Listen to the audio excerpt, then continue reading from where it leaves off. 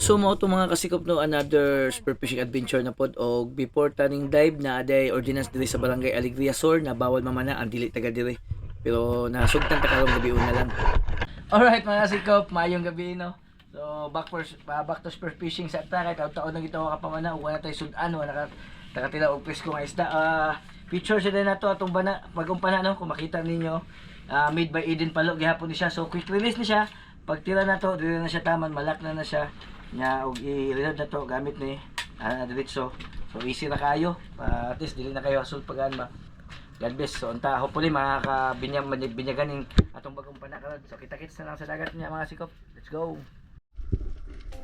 So mo ni unang pag-dive na to no, na diri pa sa bus nakita ta og gamay diri nga katambak pero ganahan tani nga isda.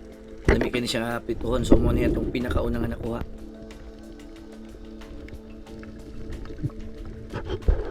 Og nasundan po diri og lihok kay nga danggit nya na aday pokot diri sa ibabaw. Og mo ni nakuha na to. Di na kumpiyansa ni kay sakit kini makatusok. Napon tay tapat ani nga danggit pagtira na to wala lang naigo sayang kayo. Good sa ta kay to pang inununan. Napoy katambak nga ni suksok diri sa ilalom sa bato. Medyo dako-dako na ni. Goods kayo kay nakuha na to. Ganahan kay ko ani basta pang pinirito. Nakakita po ko diri og lambay abi na kog duha ka buok nga ga unsa niyo sige buhat ani nila. Kay good size naman atong gikuha nya abi na tog duha nato makuha kana di ay nasa ilalom luno day niya na murag hospital nga nail magluno pod ning lambay day. Nakita ta diri og bibi kubutan sa December medyo dako-dako na siguro ni siya balikan lang nato na puhon. Og nasundan pod ani nga katambak gihapon ato gihapong gitira kay mo lagi kinahata ani nga isda bila bisag ginagmay lang ni siya pero pagpituhon nga pinakaging sulit kayo ni nya na pag-iusa sa katambak quick reload man ang atong gamit mo nang diretso nato nakuha ning duha no. Ga tapad-tapad na ang mga katambak diri mga ingani nga size pero all goods lagi hapon kayo ni ganahan ko ani pituhon na apoy mga danggit nga nakuha na to ani dili kayo dagko atong mga kuha karong gabi una. Kasagaraan na ning danggit magtapok-tapok yun sila parehas ani pagtira na to igo gid ang duha.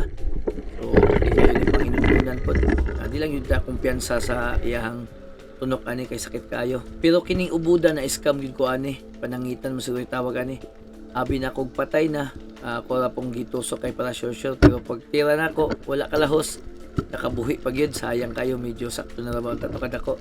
Og nasundan pud ani nga isda kalimot lang kung sa pangalan isda pero goods na gihapon ni sagol na to sa mga pinirito kauban na tong mga katambak unya gahinay-hinay na ta pamabaw diri na kuha gihapon ta og mga katambak.